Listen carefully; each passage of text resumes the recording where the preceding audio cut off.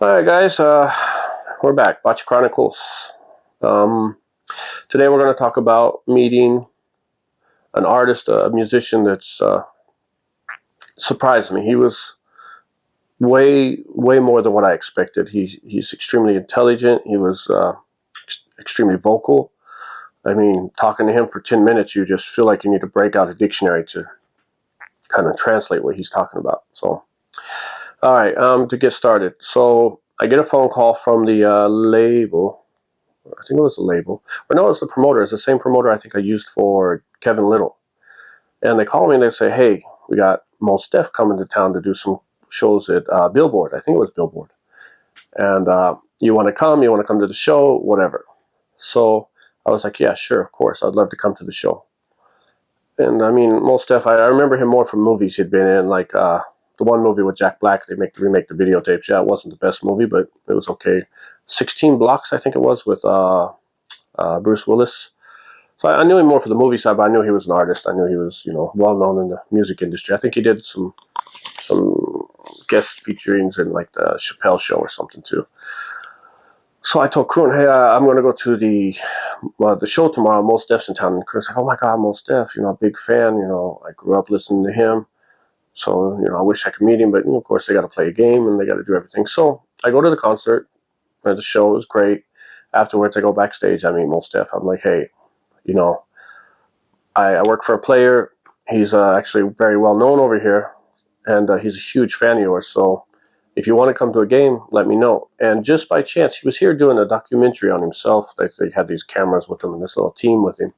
And he was like, we're off tomorrow. We were going to go around Tokyo and get some footage, but do you think we could come by the game? And I was like, yeah, of course.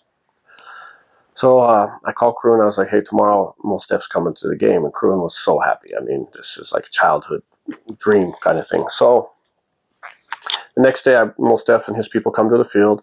I get him their passes. I take him down on the field. Kroon is waiting. He's got a uniform for him. He's got a Giants hat for him. And they just start talking. It's like they've been friends for 50 years. They just hit it off right off the bat. And Kroon's asking him questions. He's asking Kroon's question. And now I told Mos that Kroon was a huge star here, but he doesn't know. He's never seen him out in town. He's just seen him on the field for the last 15 minutes. They play catch together.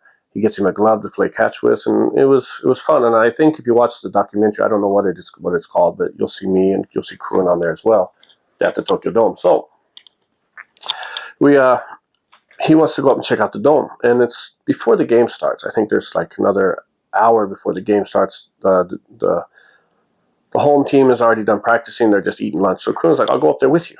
And now I was like, well, that's going to be a problem. When the fans see you, they're going to go crazy. He's like, no, it's okay. We'll just go up there for a minute. I just, he's so excited to be with Mos. I mean, he just wanted to talk to him, and, this is his only chance. So we're going upstairs, and the security guards are like, well, this isn't a good idea. But, Kroon kind of did what he wanted to do. I mean, he's not a 10-year-old kid. I mean, if he wants to go out there, that's his business. So we go out into the dome and inside, and we'll walk around a little bit. And I think we made it about 22 steps. And then a kid recognized Kroon. And then it turned into a kid protesting type mob. Like, just, they came from every direction, and it was surrounded. I'd say probably, 100 kids just surrounding him, just trying to touch him. And, of course, Mos Def and his people, they're trying to get through it, and these kids are just coming from everywhere, and they're just trying. So the security guards from the Tokyo Dome come running out, and they tried to break the kids up and get everybody up, and made a little tunnel so Kroon could get back to a door that led him back downstairs. So they get him down. Kroon's like, I'm sorry, I got to go. And they push him to the door, and he goes downstairs. And Mos Def was like, I know you told me he was famous, but I never imagined it was at that level, because he's so humble, and he's so down to earth, and he would just walk around up here like it was not an issue. And if I'd have known that, I would have never even thought about trying to come up here. I just wasn't expecting it. So he was very impressed. Mos Def was very impressed with the whole situation, that Kroon was willing to go up there and take on that hit just to talk to him. So after that, the game starts, and we're taking some video footage, and of course the Dome people come up and they say, please stop taking footage with that big, nice camera, because they knew it was professional use. I mean, a small handy cam type thing was okay, but not like a 4K, whatever. So, I mean, he got his footage. We went around the dome. He took some different shots. And after that, I think, I mean, they were supposed to go home, but they didn't. They just say they were like, let's go out to dinner. So we went to dinner afterwards. And I think most came back to Kroon's house. And they stayed up till, I want to say, about 4 in the morning, just listening to music, just playing different songs. Because Kroon, he downloaded every track that I think was made. And Kroon was like, what about this song? And Mos Def would be like, oh yeah, that's so-and-so, 1984. I think it was at the top of the chart. And they just this music quiz type thing for until 4 in the morning, I think. And yeah, and then the next day, Mos Def, of course, went on his tour, and then he went home. But I think Kroon still keeps in touch with him. I used to talk to his brother. We used to play online together. We were like Halo or whatever online, but I haven't talked to him in years.